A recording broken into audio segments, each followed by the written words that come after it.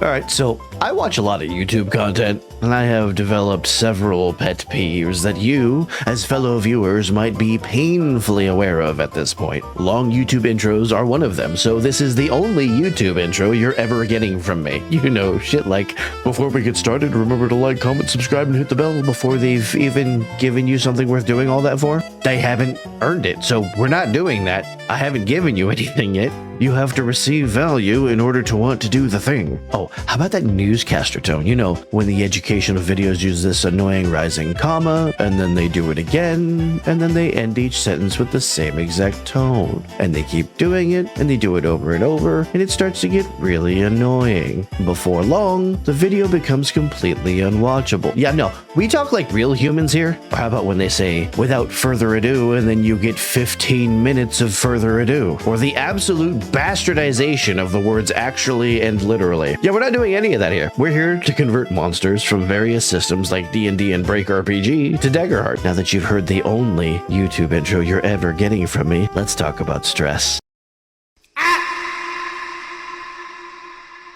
It's no secret that I adore the Daggerheart system, and one of the things I love most about it is the stress mechanic. Inspiring Dread is my favorite thing to do to players, narrowly beating out Inspiring Wonder, triggering cuteness aggression, and breaking them with tragedy, narrowly. Which got me thinking, what's one of the most psychologically devastating low-level encounters you can throw at a D&D party?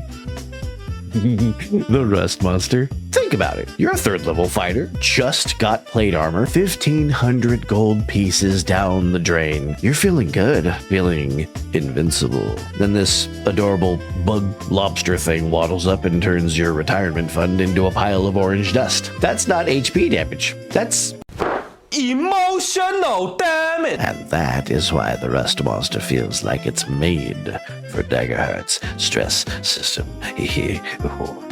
Here's the Rust Monster. We got two versions to look at. The Legacy 5e stat block, AC 14, 27 hit points, bite does 5 damage, Rust Metal trait corrodes non-magical metal on hit, blah blah blah. You can read. I don't need to read it to you. The modern 2024 version streamlined things a bit, made it a little bit more tanky, but both versions have the same concept. This thing doesn't kill you, it kills your stuff, and somehow that's worse. Not particularly dangerous in combat, but psychologically devastating.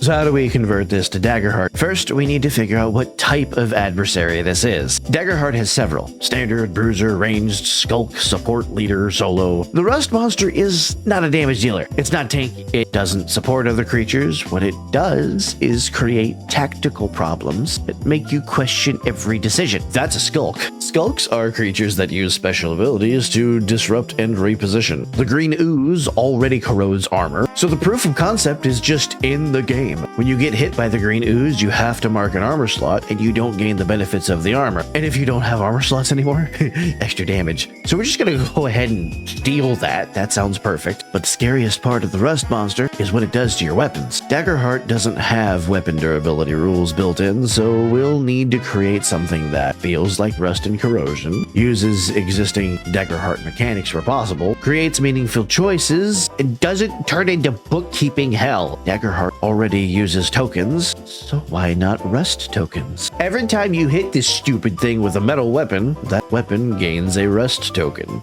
Automatically. No save. You hit it, you pay the price. 1 token, your attacks with that weapon have disadvantage. It's corroded. Unreliable. 2 tokens, half damage. It's barely holding together. 3 tokens, destroyed. It crumbles in your hands after the hit connects. On a short rest, you can repair and remove 1 rust token per downtime action. On a long rest, you can repair and remove all rust tokens from a single piece of equipment per downtime action. So yeah, your weapon's gonna be messed up for a while. Okay, so just don't hit it with a melee weapon. Everyone's happy, save the day, go home, have cake.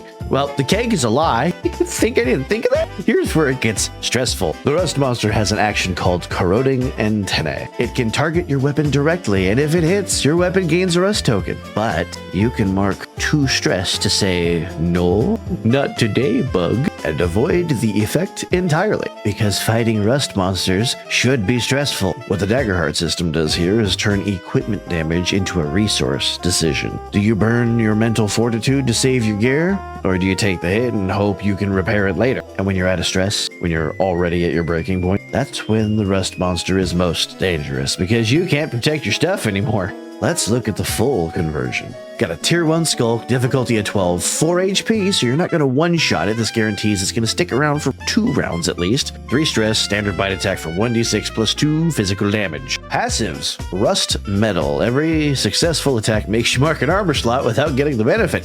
Straight from the Green Ooze playbook. Iron scent, it can sense metal within far range. It knows who has the good stuff. Reactive corrosion. Hit it with a metal weapon. Rust token. Hope it was worth it.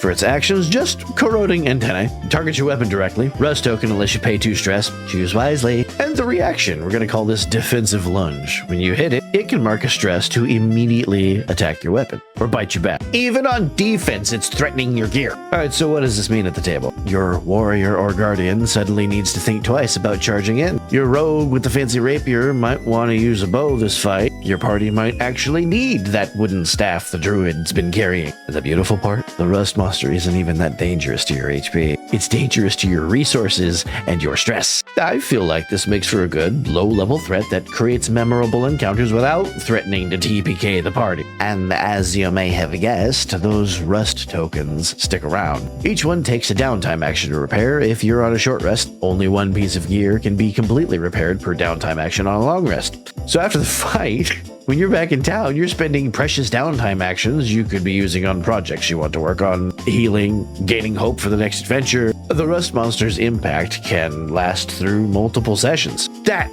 is how you convert a monster to Daggerheart. You don't just translate numbers, you translate the feeling of the encounter.